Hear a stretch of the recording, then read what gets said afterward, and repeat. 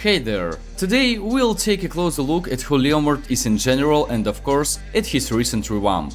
You will find out what made this hero relevant at all stages of the game, why he doesn't need defensive items to be effective, and what is Leomord most afraid of. You will learn some tips, tricks and lots of useful information to improve your skill. We won't waste time in vain. Let's go!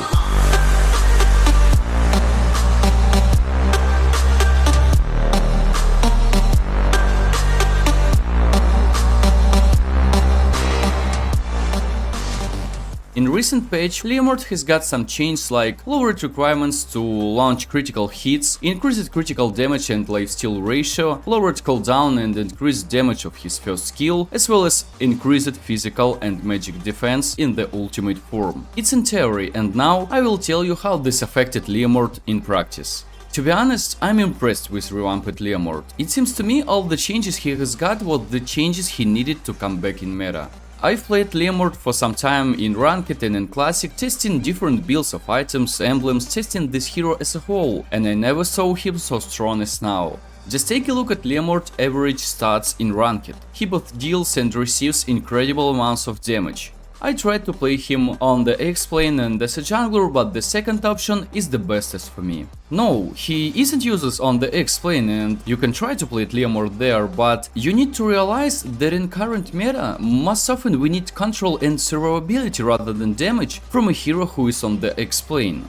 Jungling Leomord showed himself as one of the most aggressive junglers. Due to increased skill damage, critical damage and all the other changes affected him, he became relevant at all stages of the game. I was very surprised with the first skill damage. In both forms, even in the early game, which is important, it deals about 1000 damage to enemies with a 5-second cooldown. In addition, you can use the skill very frequently because Leomord doesn't need energy to use it.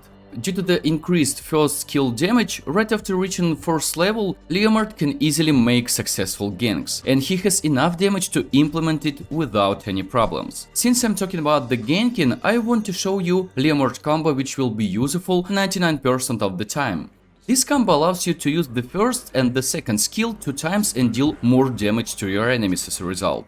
How to perform this combo? First, you use your ultimate, then the second skill to move closer to the horse. After it, you use the first skill in either direction, and when you get on the horse, you have the first and the second skills of other form ready to use. This combo allows you to get the most out of Leomord's skills and at the same time quickly enough. By the way, when using the combo, you can get to an enemy which is quite far from you to kill him. Now, back to the stages of the game.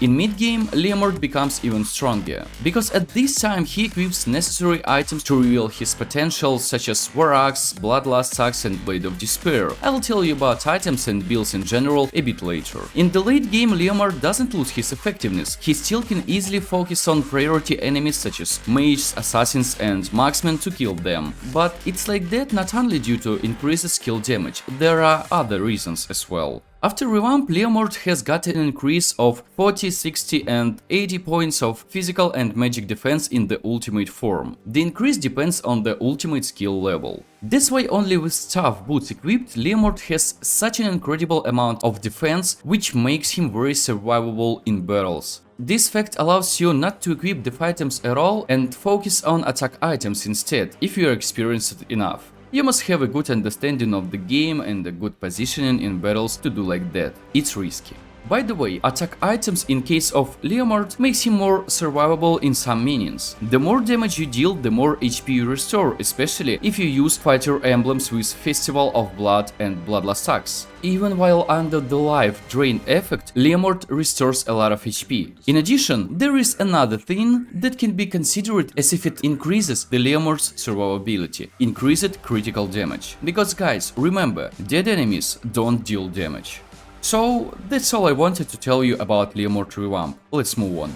Now I will tell you about Leomord's best allies and the most annoying enemies. Then we'll talk about builds, and after it, to end this episode, I will show you some tricks and tell you some tips you should know about if you play this hero. But at first, let's find out Leomord's strengths and weaknesses. You need this to understand all the information I'm going to tell you next. Who is Leomord in general?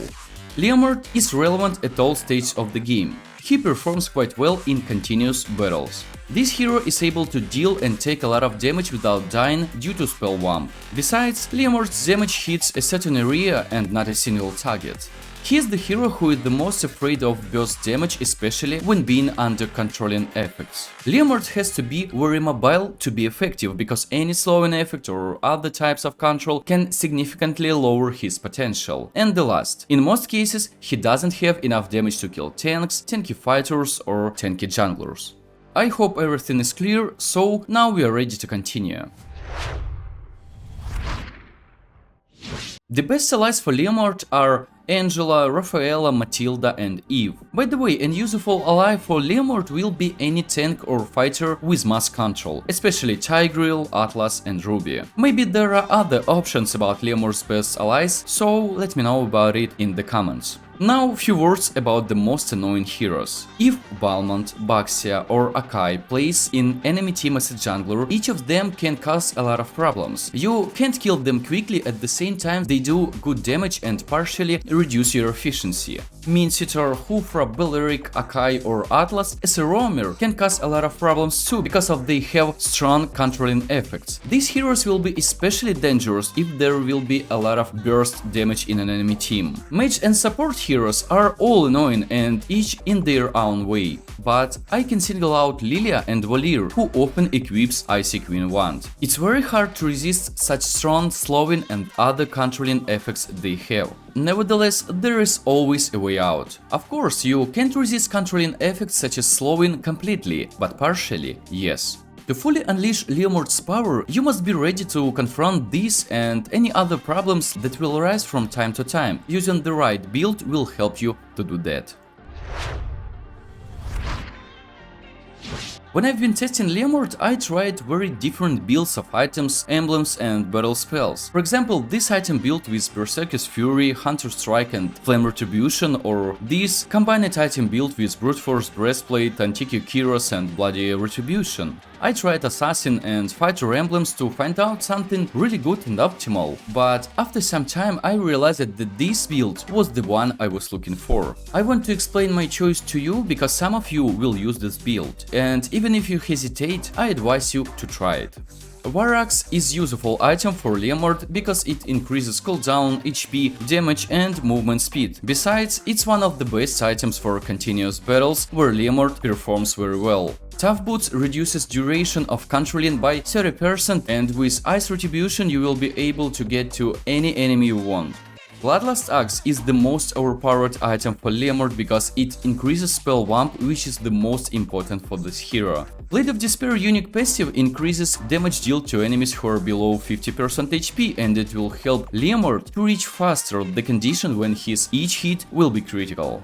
Endless Battle is useful in many ways, but with Leomord's fast skill cooldown, Endless Battle pure damage will be dealt very often. The last item, Malefic Roar, will increase your damage to enemies with tanky builds. If you aren't an experienced player, I advise you to change Endless Battle and Malefic Roar for some def items, for example Brute Force Breastplate, Immortality, Queen's Wings, which by the way is very useful for Leomord because of increasing spell Vamp, and so on. Among emblems, I have chosen Fighter emblems because of Festival of Blood. Retribution is up to you, because situations can be different.